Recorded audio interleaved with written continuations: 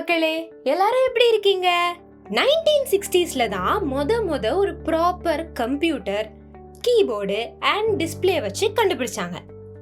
1960ஸ்லயே கண்டுபிடிச்சாலும் நம்ம ஊருக்குள்ள பாப்புலர் ஆனது 2010ல தான். அத பண்ணதும் தான் பண்ணாங்க. அப்போல இருந்து இப்போ வரைக்கும் பாக்குற அத்தனை பயலும் எழுத படிக்க கூட டெக்னாலஜி தான் யூஸ் பண்றான்.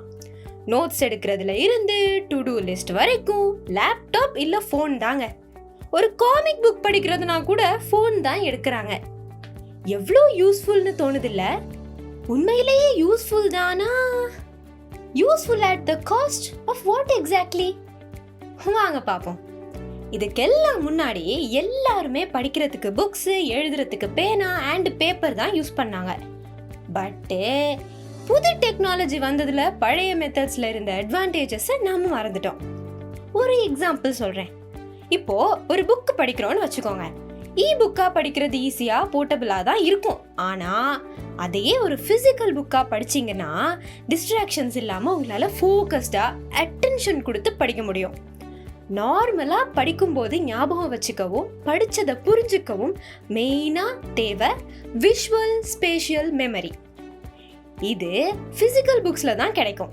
நிறைய ஸ்டடீஸ் என்ன சொல்லுதுன்னா, புக் படிக்கிறவங்களை விட பிசிக்கல் புக்ஸ்ல படிக்கிறவங்களுக்கு மெமரி ரிட்டென்ஷன் அதிகமா இருக்காம்.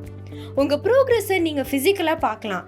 இது உங்களை புக்கை முழுசா படிச்சு முடிக்கிறதுக்கு மோட்டிவேஷன் தரும். இது எல்லாத்தையும் விட பிசிக்கல் புக்ல படிச்சா eye strain and sleep problems வராதுன்னு ஸ்டடீஸ் சொல்லுதுங்க. ஸ்டடீஸ் ஆல்சோ ரீசன்ட் ஸ்டடீஸ் படி இந்த டேட்டா கிடைச்சது. ஆச்சரியமா இருக்குல்ல?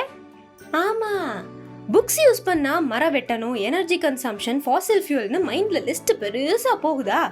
நம்ம போன்ல இல்ல ரீடர்ல படிச்சாலும் பேட்டரி, ஸ்டோரேஜ்னு யூஸ் பண்றோம். அதனாலே என்வாயன்மெண்ட்டுக்கு பாதிப்பு தானே. ஆனா கை விட்டு எண்ணினா கூட அட்வான்டேஜஸ் கம்பேரிட்டிவ்லி அதிகம் தான். இதே மாதிரி தான் எழுதுறதுக்கும். Typing can be faster and convenient. என்ன வேணா ஃபாஸ்டா டைப் பண்ணலாம், யோசிக்காம நோட்ஸ் எடுக்கலாம்.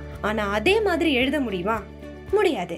நீங்க அதே இன்ஃபர்மேஷனை சுருக்கி சின்னதா ஒரு சம்மரி தான் எழுத நினைப்பீங்க, which builds your reading comprehension, and நீங்க எழுதுறது எல்லாமே கனெக்ட் பண்ணி பார்த்து தான் நோட்ஸ் எடுப்பீங்க, which builds your critical thinking. அது மட்டும் இல்லைங்க, நீங்க எழுதுறது ஒவ்வொன்றும் உங்க மெமரியில அப்படியே பட்டுன்னு பதிஞ்சிடும்.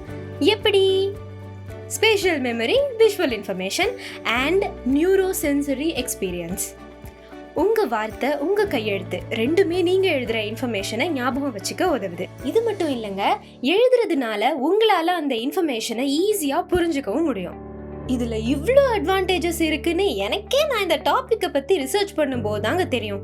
நம்ம பழைய ரீடிங் அண்ட் ரைட்டிங் மெத்தட்ஸை ட்ரை பண்ணி உங்க எக்ஸ்பீரியன்ஸ் எப்படி இருக்குன்னு மறக்காம கமெண்ட் பண்ணுங்க மக்களே. கண்டிப்பா லைக், ஷேர் அண்ட் சப்ஸ்கிரைப் பண்ணுங்க.